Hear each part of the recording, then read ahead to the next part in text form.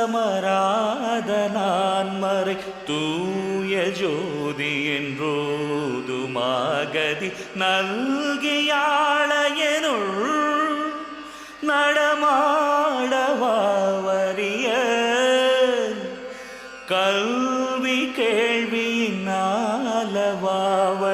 காதி மேலடி பாடுமா தமிழ் செல்வர் நாயகரே திருப்போரூரம் மானே.